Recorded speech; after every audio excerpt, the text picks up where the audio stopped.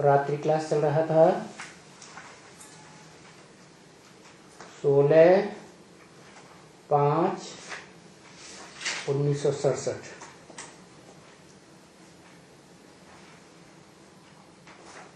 दूसरे पेज की पहली लाइन में बात चल रही थी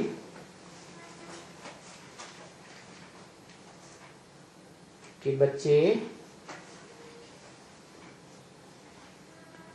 फिर माया से हार खा जाते हैं।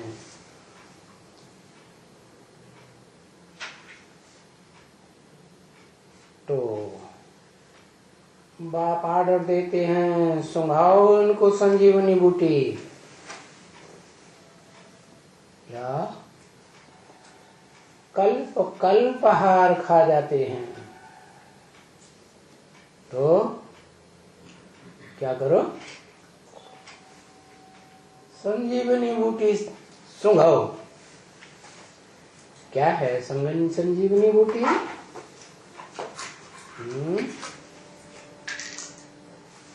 तो फिर से सुरजीत हो जाए, खड़े हो जाए। कल बताया था संजीवनी बूटी पवित्रता की संजीवनी बूटी है। उसका प्रैक्टिकल रूप कौन है?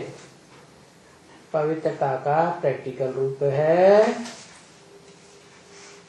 राम को धारण करने वाली। कौन धारण करता है? राधा। कौन से राम को धारण करती है? त्रेता वाले राम को नहीं, त्रेता वाला राम नहीं, जिसमें योगी लोग रमण करते हैं। रमते योगिनो यस्मिन्निति राम।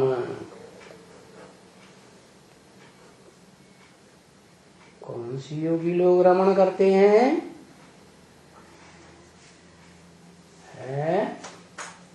योगी साधारण भी होते हैं, योगी असाधारण भी होते हैं। तो असाधारण योगी किन्हें कहें? कोई को पता नहीं। असाधारण योगी हुए धर्म पिताएं, क्योंकि वो आत्माएं जो निराकार हैं, और निराकार आत्माओं के बाप सुप्रीम सोल को अच्छी तरह से पकड़ते हैं। नंबरवार पकड़ते हैं। इसका मतलब अव्वल नंबर 100% पकड़ता होगा। जो अव्वल नंबर है अल्लाह अव्वल दीन, पहले नंबर का धर्म पिता, वो अव्वल नंबर पकड़ता है। सारा डिटेल पकड़ लेता है गहराई तक।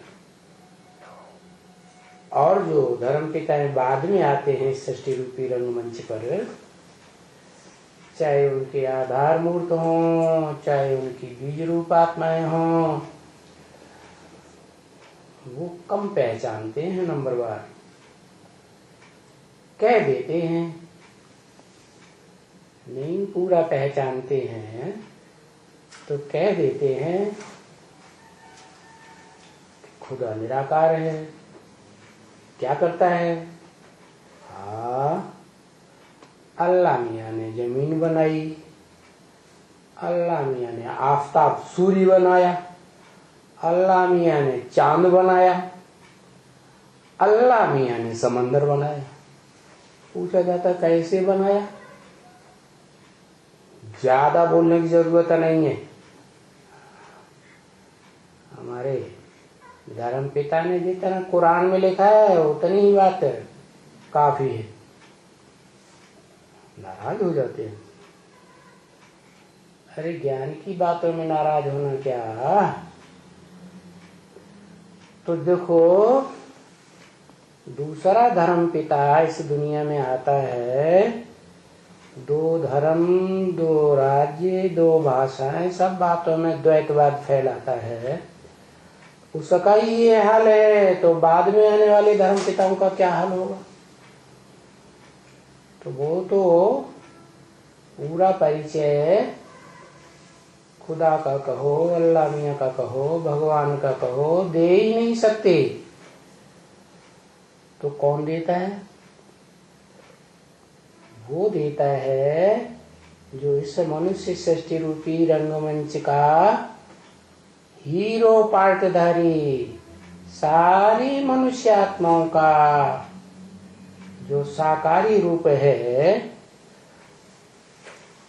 जिसको कहें आदम, सृष्टि का आदि पुरुष, अंग्रेजी में कहते हैं एडम, हिंदुओं में कहते हैं आदिदेव, जैनियों में कहते हैं आदिनाथ। तो वो जो शख्सियत है, सारी मनुष्य आत्माओं का बीज रूप बाप, वो इसलिए पहचानता है कि पूर्व जन्मों में जन्म जन्मांतर उस आत्मा हीरो पार्टधारी ने ऐसा श्रेष्ठ ते श्रेष्ठ हीरो का पार्ट बजाया है कि जब अल्लाह मियाँ कहो इस सृष्टि पर आता है निराकार, निराकार आत्माओं का निराकार बाप, बिंदु बिंदु बिंदु आत्माओं का बाप शिव ज्योति बिंदु, तो वो उसी बच्चे में प्रवेश करता है जो जन्म जन्मांतर बाप की स्मृति में रहता है। अरे द्वापर कलयुग में कोई पूरी रीति जानता है सुप्रीम सोल बाप को? कोई नहीं जानता। फिर भी आत्मिक स्टेज तो रहती है नंबरवार, क्योंकि सृष्टि के आदि में कहें कौन है परम पदधारी, तो कहते हैं विष्णु। उसकी चार भुजाएं सहयोगी के रूप में दिखाई जाती है सृष्टि के आदि काल से। वो विष्णु आदि में आत्मिक स्टेज में है, तो आदि सो अंत में भी आत्मिक स्टेज में ही रहता है, लेकिन अपने रूप को भूल जाता है। रूप को भूल जाता है कि मैं ज्योति बिंदु हूं, क्योंकि इस सृष्टि पर जब से भारत में खास शंकराचार्य आए तो उन्होंने सबको भ्रमित कर दिया। हम सब आत्मा सो परमात्मा है। गीता में लिखा है अणुअणीयांसम, तो परमात्मा का स्वरूप अणुरूप है। तो सब समझने लगे हमारी आत्मा सो परमात्मा। शंकराचार्य ने तो यहां तक समझ लिया शिवोहम, मैं ही शिव हूं। तो ये जो हर आत्मा अपन को परमात्मा समझ बैठी, शिव समझ बैठी, तो शिव जब आते हैं उस मनुष्य तन में, जो अंतिम जन्म में भी विष्णु रूप होकर रहता है। विष्णु का मतलब एक में लगाओ, माना इसे दुनिया में कलयुग के अंत में होता नहीं है कि स्त्री पुरुष से मिलकर एक होकर रहते हो। वाचा से, कर्मणा से, दृष्टि से, वृत्ति से कुछ न कुछ टकराव होता है। लेकिन वो जो विष्णु रूप है आदि सो अंत वाला, वो अंतिम जन्म में भी आपस में स्वभाव संस्कार मिलते हुए होते हैं। तो लेकिन गलती क्या हो जाती है, अपन वो ही भगवान समझ लेते हैं। अब सुप्रीम सोल उसी व्यक्तित्व में प्रवेश करता है जो भगवान जब आते हैं सुप्रीम सोल इस सृष्टि पर, तो जो मत देते हैं, जो डायरेक्शन देते हैं, उस मत को जिसने सबसे जास्ती फॉलो किया अपने जीवन में, वो आत्मा संसार की सर्वश्रेष्ठ आत्मा घोषित हो जाती है। सारी मनुष्य आत्माओं के बीच में 500-700 करोड़ मनुष्यों की सृष्टि होती है, 750 करोड़, उन सब के बीच में वो सर्वश्रेष्ठ घोषित हो जाता है। घोषित ही नहीं हो जाता, वो पूरे कल्प में, माना सतयुग, त्रेता, द्वापर, कलयुग, चारों युगों में श्रीमत के अनुकूल जितना चलता है उतना और कोई मनुष्य आत्मा उतना नहीं चल पाती। तो पूर्व जन्मों के कर्मों के आधार पर, पूर्व कल्प के आधार पर वो सुप्रीम सोल जब 5000 वर्ष का सृष्टि चक्र पूरा होता है तो उसमें प्रवेश कर जाता है, क्योंकि जानता है कि सृष्टि रूपी रंगमंच की यही श्रेष्ठ आत्मा है जिसने श्रीमत पर न चलने वाले जो नंबरवार धर्म पिताएं और उनके फॉलोअर्स हैं उनसे टक्कर ली है। तो किसको सपोर्ट किया?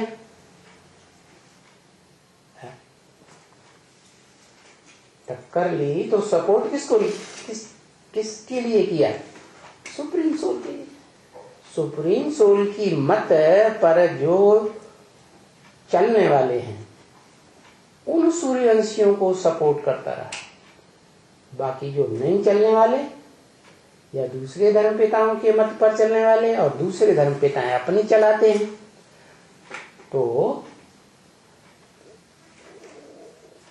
उसी आत्मा में जो मनुष्य सृष्टि का बीज रूप बाप के समान हीरो पार्टदारी है, प्रवेश करते हैं और प्रवेश करके पता तो लगता नहीं कि प्रवेश किया या नहीं किया।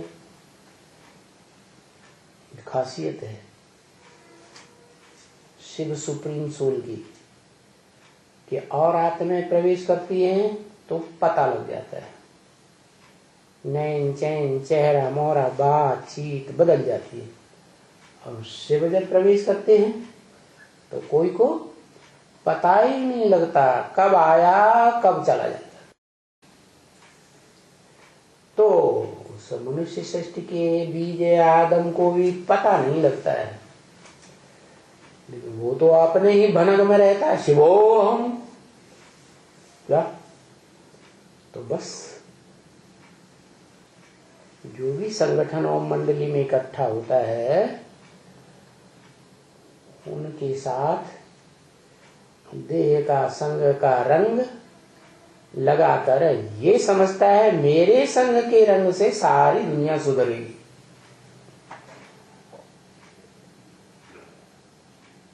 तो उन आत्माओं में पहला नंबर कोई तो मनुष्य आत्मा होगी। होगी या नहीं होगी? कौन?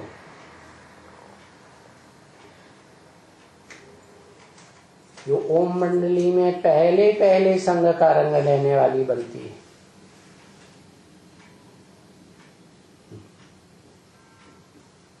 जल्दी बताया करो, एक शब्द बताओ समझ जाएंगे।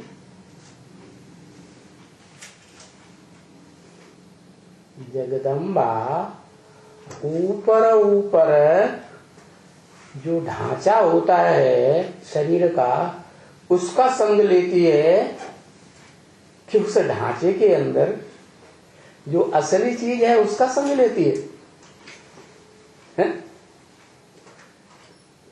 कौन सी आत्मा है?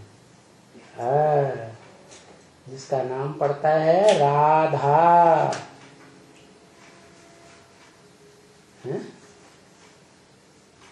रा माने राम, धा माने धारण करे। कौन से राम को धारण करे? जिसमें सभी योगी लोग रमण करते हैं, आनंद करते हैं, खेल खेलते। तो योगियों में भी दो तरह के, एक स्पेशल धर्मपिता हैं और दूसरे सामान्य योगी। तो धर्मपिताओं के बीच में जो रमण करने वाले हैं याद में, स्मृति में, वो सभी धर्मपिताएं बीज रूप स्टेज वाले हैं। क्योंकि बीज रूप स्टेज की ये खासियत है कि जो उस बीज रूप निराकार शिव को याद करते हैं वो बड़ी तीक्ष्ण दौड़ने वाले होते हैं। क्या? तीव्र गति वाले होते हैं। तो शक्ति की पावर लेने में आगे कौन जाएंगे? है? वो जाएंगे या जो साधारण योगी हैं वो जाएंगे? अरे बताओ भाई, कुछ नहीं बताते हैं। जो तीव्र योगी हैं, तीव्र गति से आगे बढ़ते हैं, वो आगे चले जाते हैं। आगे तो चले जाते हैं लेकिन निराकार को याद करते हैं ना, बिंदु को। निराकार में गुण होते हैं, अवगुण होते हैं, या साकार में गुण अवगुण होते हैं? एक अक्षर लिखो मालूम पड़ जाता है। साकार में गुण होते हैं। तो जब तक वो साकार न बने तब तक गुणों का संग तो होगा नहीं। होगा नहीं। ब्रह्मा कुमारियों ने 32 गुण वाला शिव ज्योति बिंदु का चित्र बना दिया। उन्हें पता ही नहीं है कि 3 मूर्तियों के ऊपर कौन सा शिव है जिसमें ये गुण भरे हुए हैं 32। तो एडवांस पार्टी में यूट्यूब में डाला गया है क्या कि 32 गुण जो हैं वो वास्तव में किस स्वरूप के हैं। वो निराकार ज्योति बिंदु जब इस सृष्टि पर साकार मनुष्य सृष्टि के बीज में प्रवेश करता है तो उसमें गुण भी होते हैं। क्या? जो भी 32 गुण हैं किसके हैं? जिसके हैं उसके लिए ब्रह्म वाक्य वेदवाणी में मुरली में बोला है क्या कि मैं तुम बच्चों को क्या बनाता हूं? आप समान बनाता हूं। तो नंबरवार ही तो बनेगी ना। तो वो जो मनुष्य सृष्टि का हीरो पार्टधारी आदम है वो बाप समान निराकारी पहले बन जाता है। इसलिए उसका नाम शंकर शिव के साथ जोड़ा जाता है। और कोई भी मनुष्य आत्मा का नहीं, कोई प्राणी मात्र का नहीं, कोई देव आत्मा का नहीं, कोई राक्षसी आत्मा का नाम नहीं जोड़ा जाता, क्योंकि वो 100% समान बनता है। समझा? तो अब वो जो समान बन गया, शिव समान बन गया ना, कि शिव ही बन गया ना, शिव बन नहीं गया, लेकिन शिव समान बन गया। जैसे एक बड़ा बच्चा होता है ना, तो बाप समान बन जाता है, उसी तरीके से शिव नहीं बन गया, लेकिन शक्तियों के हिसाब से, गुणों के हिसाब से बाप समान ही बन गया। इसलिए मुसलमान कहते हैं आदम को खुदा मत कहो। आदम खुदा नहीं, लेकिन खुदा के नूर से आदम जुदा भी नहीं है, तो एक ही है। जुदा माने अलग नहीं है, तो वो निराकार शिव जैसी स्मृति वाला, निरंतर स्मृति वाला बन जाता है। किसकी स्मृति? कोई साकार प्राणी की, कोई साकार मनुष्य की, है? किसकी स्मृति? निराकार ज्योति बिंदु की स्मृति। मैं तुम में समा जाऊं, तू मुझ में समा जाए, लीन होने वाली बात जो आती है, तो वो आत्मा जब संपन्न शिव समान बन जाती है, समान बनने के कारण फिर क्या होता है? उसी में गुण आते हैं, जो 32 गुण दिए हुए हैं, उसके लिए कहा गया है त्रिमूर्ति शिव। उस निराकार की 3 मूर्तियां हैं। क्या? बाकी जो सुप्रीम सोल शिव है, परम धामवासी, वहां मूर्तियां होती हैं? मूर्तियां तो होती नहीं। हाँ, वो सृष्टि पर जब आता है तो 3 मूर्तियां मौजूद होती हैं, लेकिन वास्तव में कर्तव्य होता है उनका क्या? शास्त्रों में जो नाम है काम के आधार पर हैं या ऐसे ही नाम पड़ जाते हैं? तो जो 3 मूर्तियां मौजूद होती हैं, उन्होंने कोई प्रैक्टिकल कर्म करके दिखाया? अरे उस समय कोई प्रैक्टिकल कर्म करके दिखाया? नहीं दिखाया ना। वो तो प्रैक्टिकल कर्म करके दिखाएं, तब कहा जाए क्या है कि वो 3 मूर्तियों का पाठ बजाने वाले नामधारी हैं। ब्रह्मा के मुख से निकले ब्राह्मण, कुख गोद से बने कुहवंशावली ब्राह्मण। प्रैक्टिकल देखने में आए तभी तो कहा जाएगा। है? विष्णु पालना करके दिखाए नई दुनिया। अब नई दुनिया बनी नहीं और विष्णु कैसे नाम धर गया? हो जाएगा। तो जो 3 आत्माएं हैं, उनमें जो पहला है वो स्वयं प्रजापिता कहो, आदम कहो, वो जिसमें शिव प्रवेश कर जाते हैं, निराकार रथ ले लेते हैं शरीर रूपी। कहते हैं ना, अर्जुन के रथ में भगवान ने कंट्रोल किया, तो वो हो गया 2 आत्माएं हो गई ना, एक शिव और दूसरा अरे एक अक्षर लिखो, है शंकर। क्यों शंकर? क्योंकि मिक्स हो गए 2। एक पत्थर बुद्धि है और एक एकदम पारस बनाने वाला संग के रंग से। तो शिव शंकर नाम पड़ जाता है, क्योंकि 2 आत्मा एक ही शरीर में काम करती है। तो एक तो वो मूर्ति हो गई, फिर दूसरी मूर्ति है। दूसरी मूर्ति वो तो बाप हो गया, प्रैक्टिकल में हो गया बाप मनुष्य सृष्टि का, क्योंकि मनुष्य साकार तो बाप भी साकार। तो जो साकार मनुष्य सृष्टि का बाप है, नई सृष्टि रचने के लिए, वसुधैव कुटुंबकम बनाने के लिए कौन चाहिए? है? मां चाहिए। तो कौन सी मां है?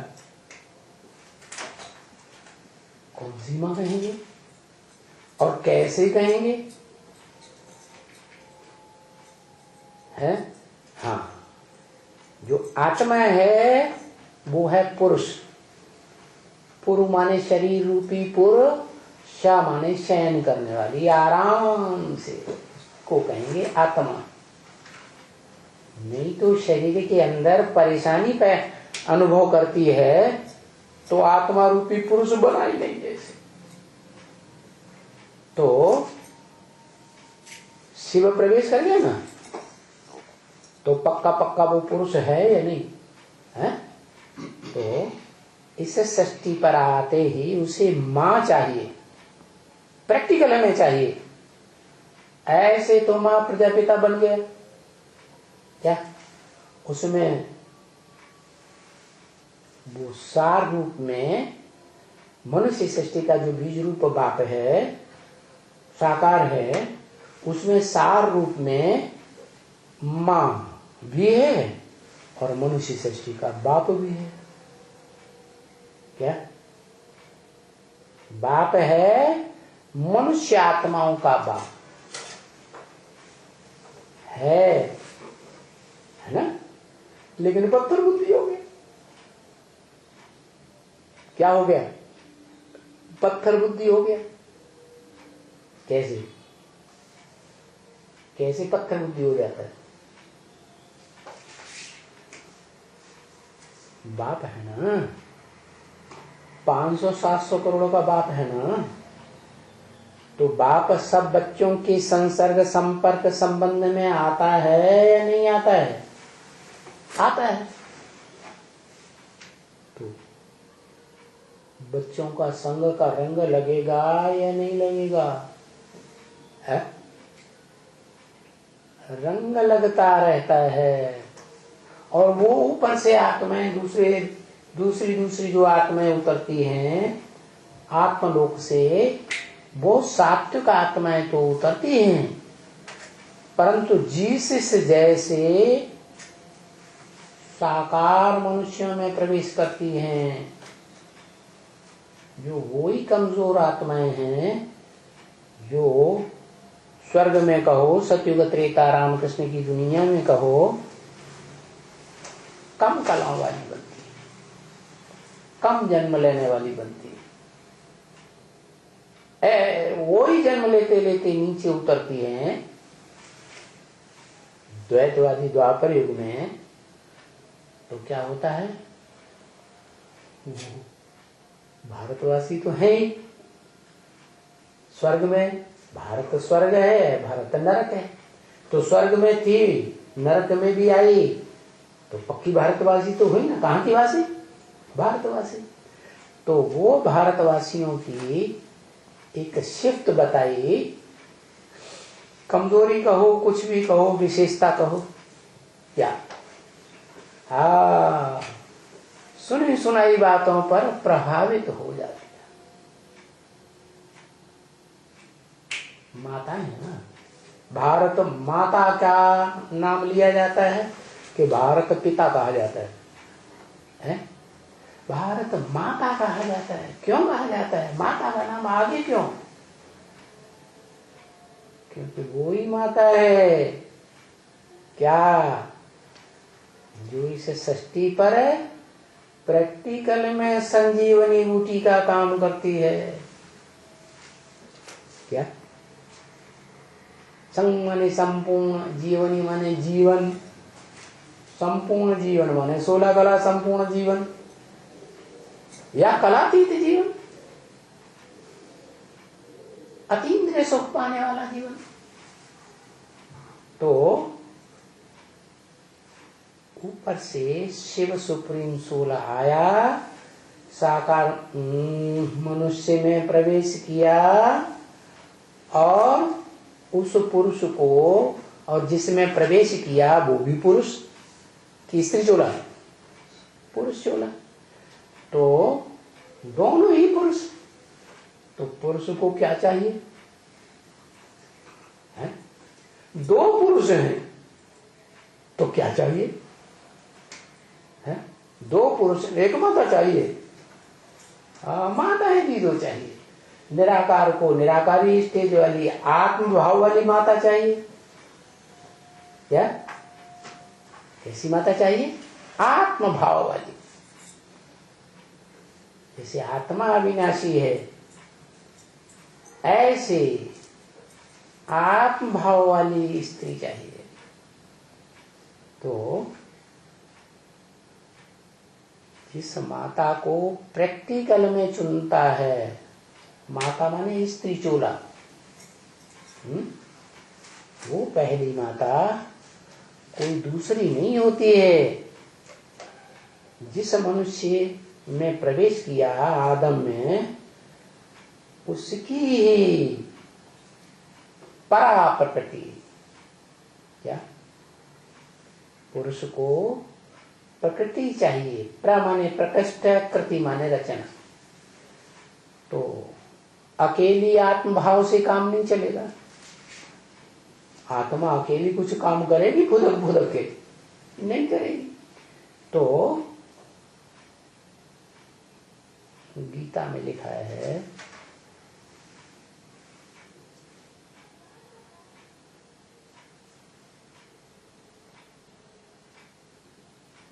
प्रकृति को, परा प्रकृति को अवस्थम्य।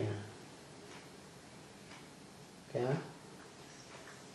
अवस्थम्य में अच्छी तरह से भली भांति स्थिर करके। क्या इधर उधर चंचल न बने। क्या स्त्री जाति जब चंचल बनती है तो दूसरों से आंख लड़ाती है, दूसरों से संबंध इंद्रियों का जोड़ती है। तो क्या किया शिव ने? जो आत्मभाव वाली प्रकृति है, श्रेष्ठ प्रकृति, उसको अवस्थम्य, गीता में शब्द आया है, अच्छी तरह से स्थिर किया, हिलने न पाए। और अब सिर्फ आत्मा से ही थोड़े काम चलेगा।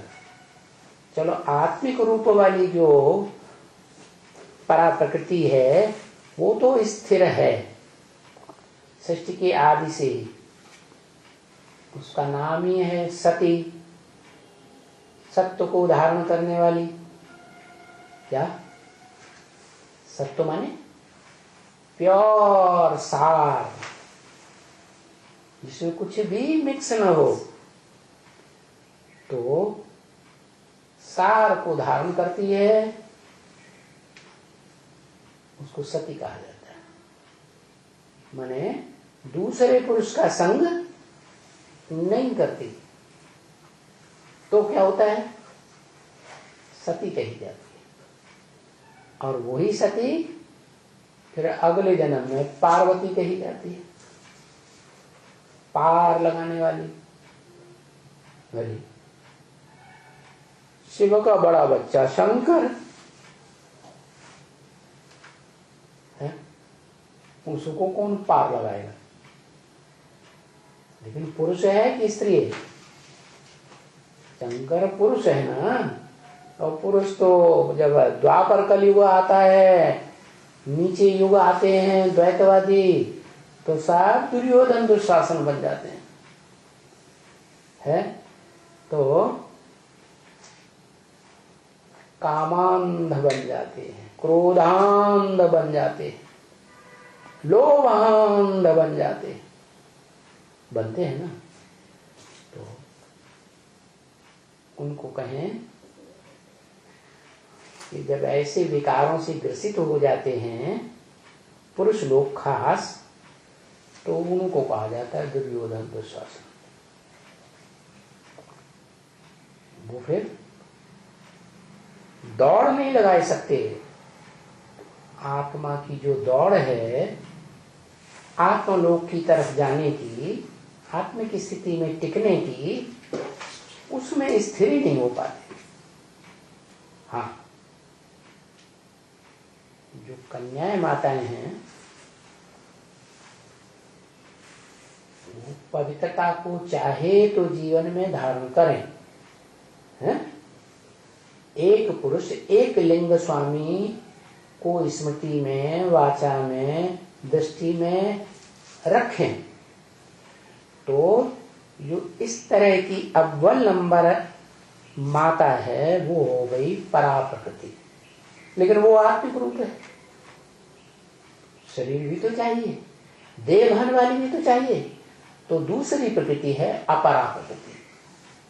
क्या? उस परम पुरुष की दो पत्नियां, शास्त्रों में उनको कह दिया है कि कश्यप ऋषि को दो पत्नियां थी। काश्य माने तेज, योग का, योग का तेज पीने वाला कश्यप ऋषि माने शंकर ही हो गया। और उसको दो पत्नियां, दो पत्नियों का मतलब एक परा प्रकृति है आत्मभाव वाली, और दूसरी अपरा प्रकृति थोड़ा नीचे किस्म की देह भाव वाली। देहभान ज्यादा रहता है, वो देहभान जल्दी छूटता ही नहीं। तो वो अहंकारिणी जो है, देह अहंकार वाली अपरा प्रकृति, वो 5 जड़ तत्वों की स्वामिनी है जिनसे शरीर बनता है। पृथ्वी, जल, वायु, अग्नि, आकाश।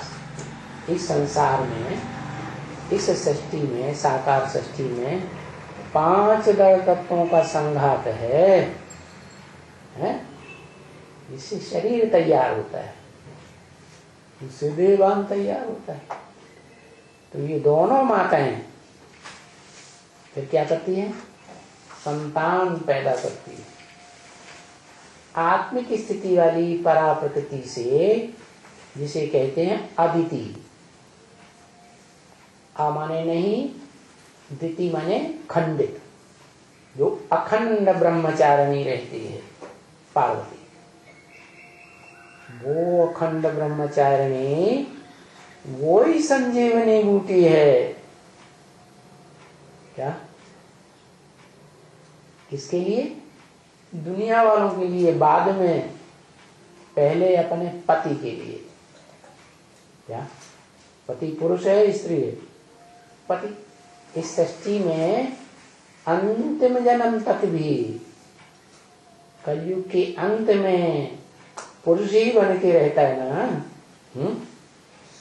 सत्यवत रहता। स्वर्ग की बात छोड़ो, वो तो नाम ही है स्वर्ग, स्वर्ग, स्वस्थिति में गया, आत्मिक स्थिति रहती है। लेकिन जब नरक होता है तो नरक की संतान बनते हैं, वो नरक कहा जाता है। तो नरक करने वाला वो जो आदम है वो भी नरक, उसमें भी कमी आ जाती है। कब से आती है? ठीक 2500 वर्ष पहले, सृष्टि का अंत होने से 2500 वर्ष पहले। कौन आता है? कौन आत्मा का प्रताप है जो सृष्टि बदल जाती है? इब्राहिम। अरे एक अक्षर ही लिखो, नहीं तो नंबर पीछे हो जाएगा बताने। इब्राहिम 2500 साल पहले आता है, और वो आत्मा जब से आती है इस सृष्टि पर, तो वो स्वर्ग की परंपरा तो नहीं जानती कि स्व स्थिति में रहने वाले जो देव आत्माएं होते थे भारत में, स्वर्ग में, वो आत्मिक स्थिति वाले होने के कारण आत्मा ज्ञान को धारण करने वाली है। इसलिए ये जो ज्ञान इंद्रियां हैं वो ज्ञान को ग्रहण करती हैं। तो ज्ञान इंद्रियों की सृष्टि होती है स्वर्ग में, ये उसकी बुद्धि में नहीं रहता। वो जैसे ही आता है इस सृष्टि पर, बस वो भ्रष्ट कर्म इंद्रियों का आसरा लेता है। और भ्रष्ट कर्म इंद्रियों में मुख्य है काम इंद्रिय। तो वो अपना वाइब्रेशन इस सृष्टि पर तेजी से फैलाता है, क्योंकि नई पावरफुल आत्मा आई ना, सत्व प्रधान है ना, तो उसका वाइब्रेशन बड़ी तेजी से फैलता है। उसकी वाइब्रेशन को सबसे पहले कौन पकड़ेगा? है कौन? बताओ बताओ, जल्दी बताओ, एक अक्षर में बताओ। आदत पकड़ेगा बम्बड़ बाबू।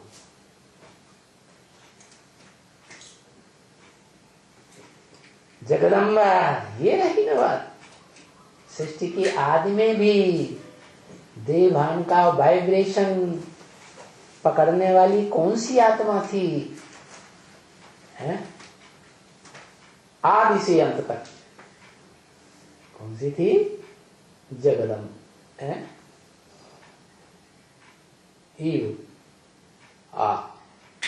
क्या ये मुसलमानों का नाम रखा हुआ है क्या? जो इब्राहिम आया ना, उससे प्रभावित हुई। और जो भ्रष्ट कर्म इंद्रियां हैं, उनका वाइब्रेशन उसने जल्दी पकड़ लिया।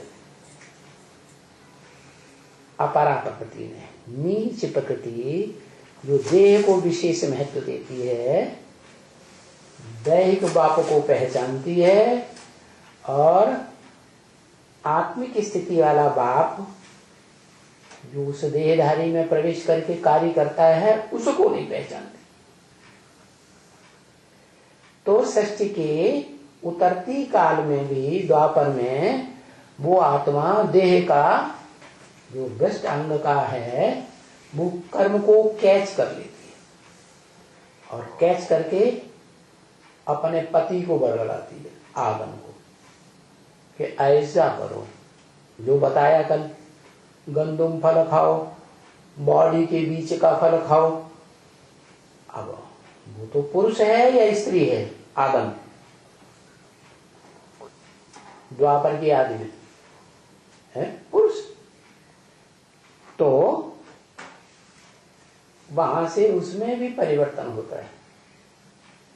जैसे कहा, वो एक ही चोटी का ब्राह्मण है जो सृष्टि परिवर्तन करने का निमित्त बनता है हर युग में। क्या? सतयुग के आदि में भी वो आत्मा की जो सात्विक स्टेज है,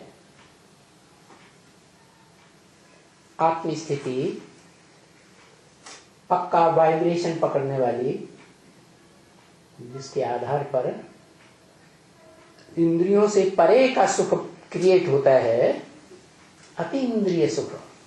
पूछना हो तो गोप गोपियों से पूछो, गायन है ना। तो वो सतयुग की आदि में वो वाइब्रेशन क्रिएट करने का निमित्त बनता है। ऐसे त्रेता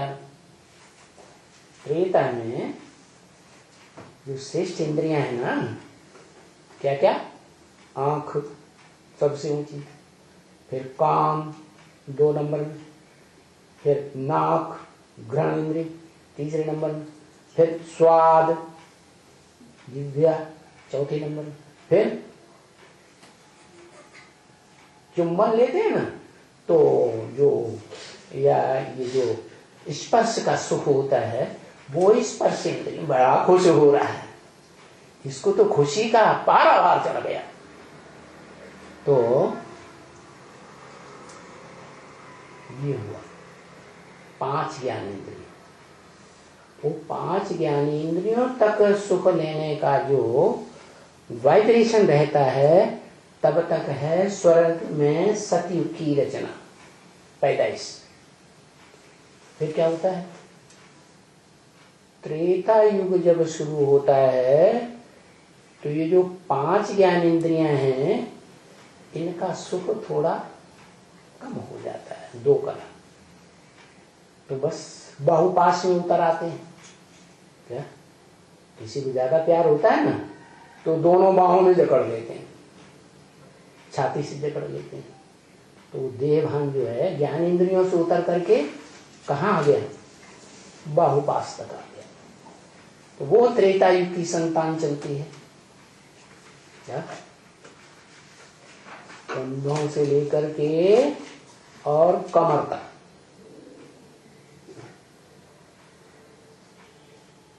विराट पुरुष का आधा रूप हो गया। उसके बाद इब्राहिम टपक पड़ा, उसको इंद्रियों के सुख का पता ही नहीं, बुद्धि में ही नहीं है कि श्रेष्ठ इंद्रियों से संतान पैदा होती है। तो वो तेजी से अपना वाइब्रेशन फैलाता है। उस वाइब्रेशन को प्रकृति का जो नीचा रूप है देहभान वाली, वो पकड़ लेती है और पकड़ करके अपने पति को, आदम को बरगलाती है। आदम तो पुरुष है। तो द्वैतवादी द्वापर युग में जब इब्राहिम आ जाता है तो पुरुषों को, सभी को वो भ्रष्ट इंद्रिय का आकर्षण चालू तो हो जाता है, लेकिन बुद्धि में वो बात नहीं होती है आदम पे, और ये वो उसकी बुद्धि में डाल देती है कि ये सुख लेना चाहिए। तो वो कैसा ब्राह्मण है, आदम कैसा ब्राह्मण है, चोटी का ब्राह्मण था ना। सत्युग के आदि में भी सत्युग की परंपरा शुरू करता है, त्रेता के आदि में भी क्षत्रियों की परंपरा शुरू करता है, और द्वापर के आदि में भी ऐसा ब्राह्मण बनता है जो पहला पहला विषयस वैश्य बनता है। ये भ्रष्ट इंद्रियों से जो विष निकलता है, जिसको कहते हैं मूत की औलाद, क्या अंग्रेजी लोग कहते हैं यूरिन, कहते हैं ना, है? ये चैतन्य जो मनुष्य हैं उनमें यूरिन निकलती है, उससे बिच्छू टेंडन वाली संतान पैदा होती है। और जो धरणी माता कही जाती है, पृथ्वी माता, वो प्रदूषित होती है। ऐसे ही इस दुनिया में जो स्थूल धरणी है उसमें भी ये आज बड़ी तादाद में यूरिया डाली जाती है। ये यूरिया डालने से सारी धरणी एकदम कठराली बनती चली जाती, कलराठी। तो बंजर जैसी जमीन होती जाती है। जो पैदाइश होनी चाहिए फर्स्ट क्लास सात्विक, जिससे खाने से पीने से कोई बीमारी न पैदा हो, ऐसा तो अब हो ही नहीं सकता। तो देखो पता चला, ये जो देह को महत्व देने वाली माता है प्रकृति, वो नीची टाइप की हो गई, स्वभाव वाली। ते हैं परम पुरुष को प्रकृति चाहिए सृष्टि रचने के लिए, और प्रकृति के दो रूप बताए, परा प्रकृति अपरा प्रकृति। शास्त्रों में नाम दिया दिति और अदिति। दिति से पहले दैत्य पैदा हुए, क्या? जैसे ब्रह्मा की औलाद ब्राह्मण, विष्णु की औलाद वैष्णव, शिव की औलाद शैव, एक मात्रा बढ़ती है ना। ऐसे ही दिति की औलाद दैत्य। उनका काम ही है क्या? दैत्य काम करना। दिति, जैसे दिति का नाम है ना खंडित, ऐसे उन दैत्यों का काम ही है जो भी स्त्रियां हैं उनकी चीड़ फाड़ करते रहो। तो दैत्य नाम पड़ा, दैत्य कर्म करने वाले, खंडित करने वाले। वो वहां से द्वापर युग से पहला ब्राह्मण निमित्त बन गया क्या? भ्रष्ट इंद्रियों का विष पीना शुरू हो गया। पहले पहले शुरुआत में जो भी धर्म पिताएं आते हैं उनमें विकृति नहीं होती है। जैसे ब्रह्म वाक्य मुरली में आया वेदवाणी में कि क्राइस्ट जब आया था परम धाम से, उस समय विकार की चेष्टा नहीं होती थी, भ्रष्ट इंद्रियों का विकार नहीं होता। हाँ, नई आत्मा है ना, इसलिए चेहरे पर तो बड़ा आकर्षण होता है क्या? उसमें भी नेत्रों में बड़ा आकर्षण। कोई भी धर्म पिता ले लो, ध्यान से देखो उनके चेहरे को, क्या आज भी उनके चित्र मिल रहे हैं? इतने आकर्षण वाले थे हैं? क्राइस्ट को देखो, बुद्ध को देखो, आंखों में आकर्षण है ना। किस बात का आकर्षण? रूहानियत का आकर्षण। ऐसे ही शंकराचार्य को, ऐसे ही किसको? सिखों के गुरु नानक को। ध्यान से देखो, वो रूहानियत जब वो आत्मा आती है तो चेहरे से टपकती है तो वो ही रूहानियत। इब्राहिम जब आया, वो भ्रष्ट इंद्रियों के कर्म का वाइब्रेशन तो फैलाया, क्योंकि उसकी बुद्धि में ये नहीं था कि इन श्रेष्ठ इंद्रियों से भी संतान पैदा होती है या सुख लिया जा सकता है। तो उसने बड़ी भयंकर गति से ये वाइब्रेशन फैलाया और वो वाइब्रेशन देवहन को जगदम्बा ने पकड़ा और पति को बरगलाया, और पति दुर्योधन दुशासन वृत्ति का पुरुष होने के कारण इसने दुष्ट कर्म कर लिया। तो मुसलमानों में आता है कि आदम और हव्वा दोनों नरक में गिर गए, गिरती हुई कला में आ गए। तो अब समझ में आया क्या कि दोनों प्रकृति जो हैं, परा प्रकृति या परा प्रकृति, उन दोनों के बीच में संजीवनी बूटी कौन सी हुई? संपूर्ण जीवन देने वाली, देवताओं का 16 कला संपूर्ण जीवन देने वाली, वो परा प्रकृति है, आत्मभाव वाली प्रकृति। जब शिव बाप इस सृष्टि पर आते हैं तो उस माता को पहले चॉइस करते हैं। तो शंकर की चॉइस हुई सती, जो बाद में नाम पड़ता पार्वती। अब वो पार्वती वाली आत्मा आत्मभाव वाली है ना, तो ओम मंडली में मंडली तो बन गई, लेकिन वास्तविक रूप से देखी जाए तो बड़ी माता कौन सी है?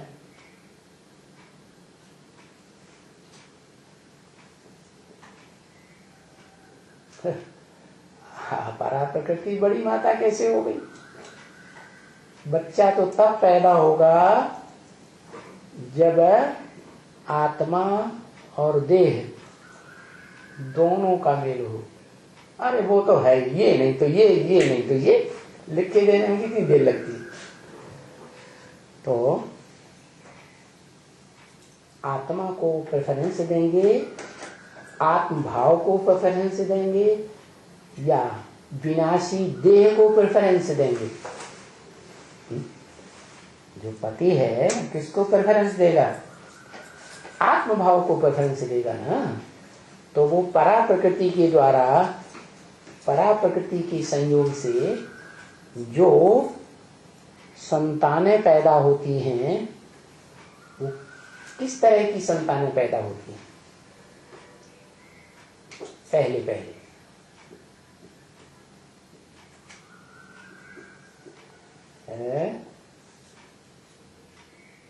आत्मभाव वाली कौन सी, उन्हें क्या कहा जाता है? उनका नाम कुछ है इस दुनिया में कोई, या शास्त्रों में नाम कुछ पढ़ा है? कोई रूप है? उस तरह की आत्माओं का घंटों लगते हैं। ब्रह्म अरे अम्मा तो है, बड़ी अम्मा। हाँ, क्या सपूत? कपूत सपूत कहां से?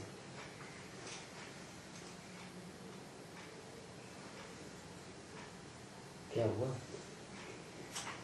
चलो, रुद्रगण पुरुष स्वभाव वाले, आत्म भाव वाले। आत्म भाव की प्रकृति से किनकी पैदाइश होना शुरू हुई? पहले पहले आत्म भाव वाली आत्माएं पहले ज्ञान में आई ओम मंडली में, और उनमें भी सबसे पहले आई जो आत्मा शंकर के बाद दूसरे नंबर की योग धारण करने वाली, योगिनी जिसका नाम दिया, वो योगेश्वर, वो योगेश्वरी, वो ही जो रुद्र ज्ञान यज्ञ चलता है, आरंभ होता है, उसमें महारुद्र का काम करने वाला शंकर और उसकी सहयोग देने वाली आत्मा है रुद्र, महारुद्र के साथ रुद्राणी। तो वो दोनों आत्माएं मिलकर के जो संगठन तैयार करती है उसका नाम पड़ता है रुद्रमाला। 108 इस तरह के बच्चे तैयार होते हैं पहले पहले, जो आत्मिक स्टेज धारण करने वाले, क्योंकि आत्मभाव वाली माता से ही जन्म लेते हैं। समझा? फिर क्या होता है? फिर बाद में जो साक्षात्कार वाला भक्त था अव्वल नंबर, कौन? दादा लेखराज, है ना? वो पहले भी आया था, आकर के वापस चला गया, सिर्फ सुन लिया क्या कि मेरा ब्रह्मा का पाठ है, और सिंध हैदराबाद में जाके सत्संग में उसने अपना काम शुरू कर दिया, सत्संग का जोर शोर से। तो वो आत्माएं जो रुद्रमाला के बच्चे पहले बनते हैं, ज्ञान में पहले निकलती हैं, वो रुद्रमाला के बच्चे ज्यादा जन्म इस सृष्टि पर पुरुष के लेंगे या स्त्री के लेंगे?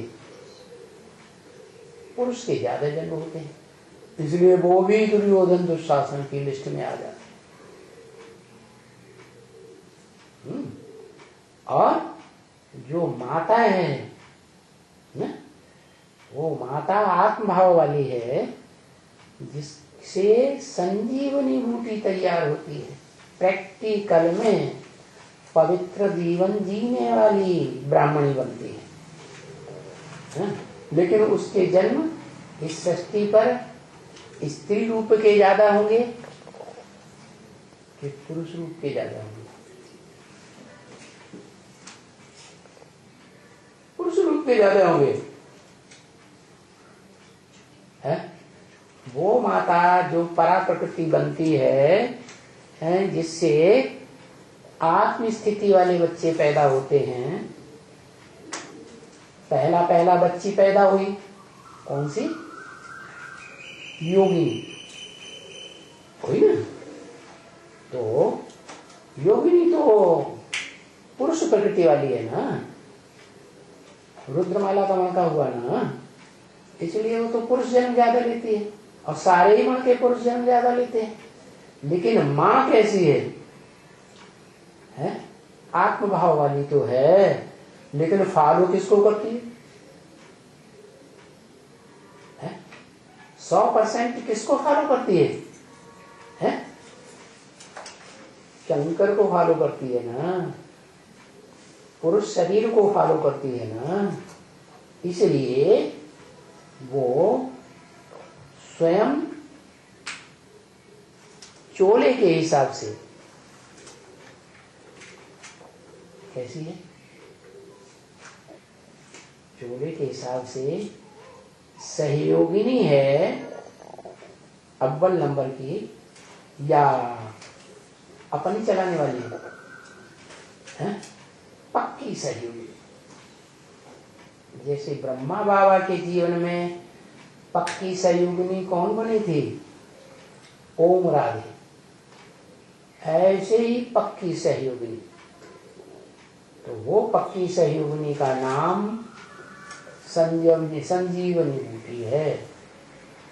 संपूर्ण जीवन धारण करती है, और संपूर्ण जीवन उसे कहेंगे जो सुख ही सुख में रहे हर जन्म, या जो पुरुष स्वभाव के रुद्रमाला के मण के जन्म जन्मांतर के राजा बनने वाले हैं, वो तो मार काट मचाते हैं?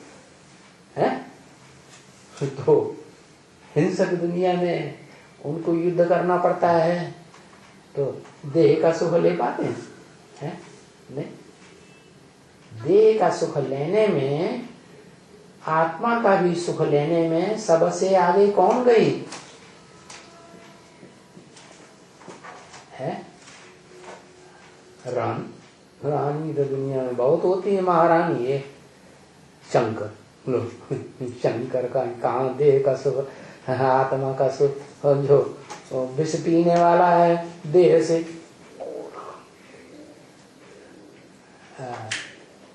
राधा, वो राधा जो है वो ही वास्तव में संजीवनी बूटी है। प्रैक्टिकल में जब वो निकलती है तो सारे सूरजीत हो जाते हैं, नंबरवार।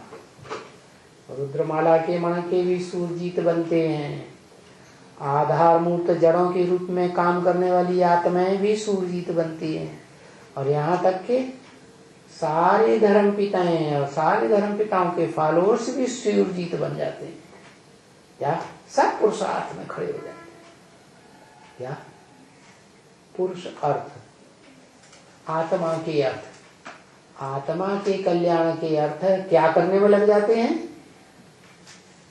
जो तरीका बताया अपन को आत्मा समझ करके साकार में आए हुए निराकार शिव के स्वरूप को याद करो, सबको ये संजीवनी बूटी मिल जाती, सब सूरजीत बन जाते हैं। तो फिर सब खड़े हो जाते हैं इस षष्ठी रूपी रंगमंच पर पुरुषार्थ करने के लिए, है ना। और सारी षष्ठी वसुधैव कुटुंबकम बन जाती है। सारी वसुधा के जितने भी प्राणी मात्र हैं, मनुष्य मात्र हैं, वो सब सुखी हो जाते हैं। यथा राजा पता पड़े तो सृष्टि के माता पिता ही संपन्न से धारण करते हैं, विष्णु रूप बन जाते हैं, तो सारी सृष्टि की पालना भी विष्णु के द्वारा होती है। नई सृष्टि की पालना होती है ना। तो ये तो होते हैं, बहुत ही ढेर के ढेर होते हैं। क्या होते हैं? संजीवनी बूटी जिनको सुंघाई जाती है तो क्या होते हैं? खड़े हो जाते हैं पुरुषार्थ। थोड़े नहीं, क्या कितने, बहुत कितने ढेर के ढेर। अरे बताओ, बहुत ही कितने। अरे राम राम, हाँ 750 करोड़, 7.5 अरब इतनी मनुष्यात्माएं संजीवनी बूटी सूंघती हैं और पुरुषार्थ में खड़ी हो जाती, जैसे विष्णु खड़ा हुआ है त्रिमूर्ति में। क्या ओम। आज वैरायटी बताया ना कि देहभान जिस तरह से गिरता है, देहभान में जिस तरह से आते हैं, जैसे संगम युग में वाइब्रेशन से संतान पैदा होती है, और सतयुग में मुख की जो ज्ञानेंद्रियां है वहां तक आ गया, और मुख से प्यार से संतान पैदा होती है। सती मुरली बोला। हाँ जी। और त्रेता में बाहुपाश में आ गए, द्वापर में कमर तक आ गया, भ्रष्ट इंद्रियों तक आ गया। तो हर युग का बताया, लेकिन कलयुग में ऐसे क्या हो जाता है? कलयुग में तो सारे ही अंग, जो भ्रष्ट से भ्रष्ट अंग है, इसके ऊपर सारा वजन पड़ता है। पांव, वो भी जब पति बच्चा पैदा करता है ना, बीज डालता है ना, तो आखिरी जोश में जब आता है तो ये भी कड़क हो जाता है, हाथ पांव सब कड़क हो जाते हैं, सारे शरीर से, शरीर का सारा खून की ताकत लग जाती है। हाँ, उसको कहेंगे बेविचारी दुनिया। कैसी? भय वर्ण संकर सब है, सब वर्ण संकर हो जाते हैं। न कोई देवता ब्राह्मण रहता है, न कोई क्षत्रिय, न कोई वैश्य, न कोई शूद्र। क्या भंगी ना आकर के ब्रह्मा बाबा के गले लिपट जाती है। क्या कहा? सारी सभा के सामने नो लोकलाज। तो समझ में नहीं आ रहा है कि कलयुग में क्या होता है। एकदम व्यभिचारी बन जाते हैं सारे ही अंग व्यभिचारी। पांव भी तो अंग हैं भ्रष्ट इंद्रियों में। सांप होता है ना, सांप जब आपस में मिलते हैं तो खड़े हो जाते हैं और पूंछ पे सारा उनका दबाव आता है। विकारों की पूंछ के ऊपर पूरा उनका दोनों का शरीर खड़ा हो जाता है, इतने विकारी होते हैं। तो सांप जैसे हो जाते हैं मनुष्य, एड़ी से चोटी तक की सारी ताकत लगा देते हैं, तब संतान पैदा होती है। चलो एक बात हुई, अब दूसरी बात। धर्म पिताओं को स्पेशल योगी क्यों बोला है?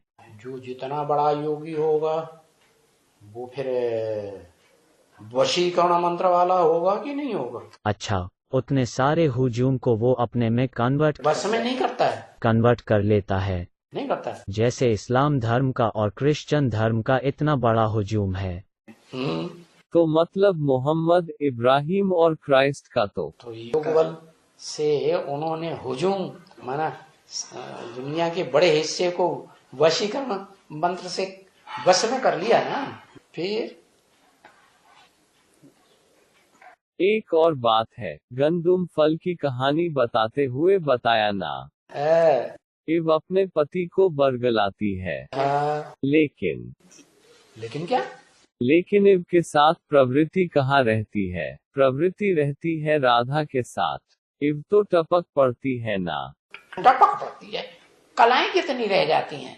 8। रोशनी कितनी रह जाती है? आधा। फिर आधे से भी कम होती है कि नहीं? त्रेता के आखिरी जन्म के बाद तभी इब्राहिम आ जाता है। कौन सा पलड़ा भारी हो जाएगा?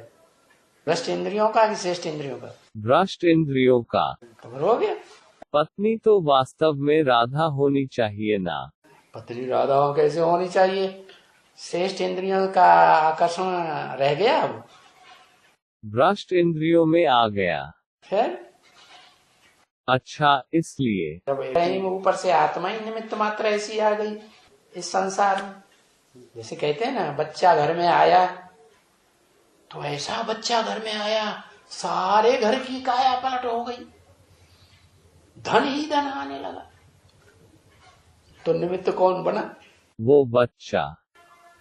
ऐसे इब्राहिम आया और सारी सृष्टि में वो वाइब्रेशन फैल गया, काम इंद्रियों का, भ्रष्ट इंद्रियों का भ्रष्ट वाइब्रेशन फैल गया। उसको किसने पहले पकड़ा?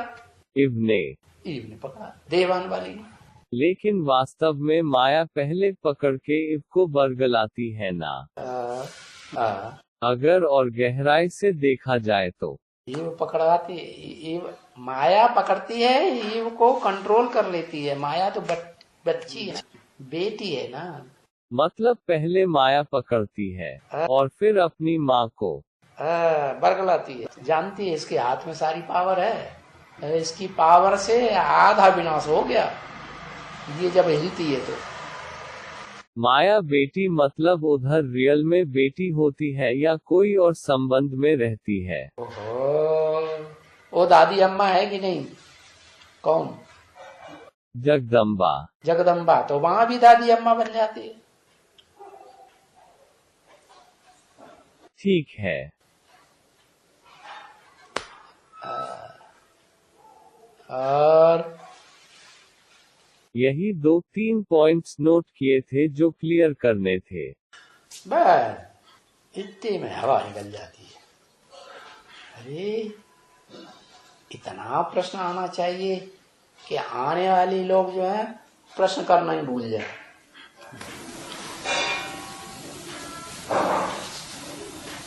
हाँ।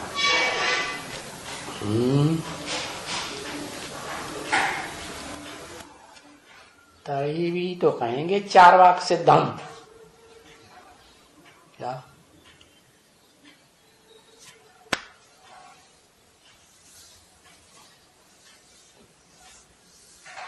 एक चार्वाक ऋषि बताते हैं, ऋषि मुनि, वो किसी की बात को चलने ही नहीं देते, सब बातों को काट देते। वो उनको नास्तिक संप्रदाय लोग कहते हैं, ऋषि मुनि लोग नास्तिक है। बहुत वाद विवाद, बाल में से खाल, खाल में से बाल है। चार्वाक मुनि। हाँ हाँ। चलो, हरे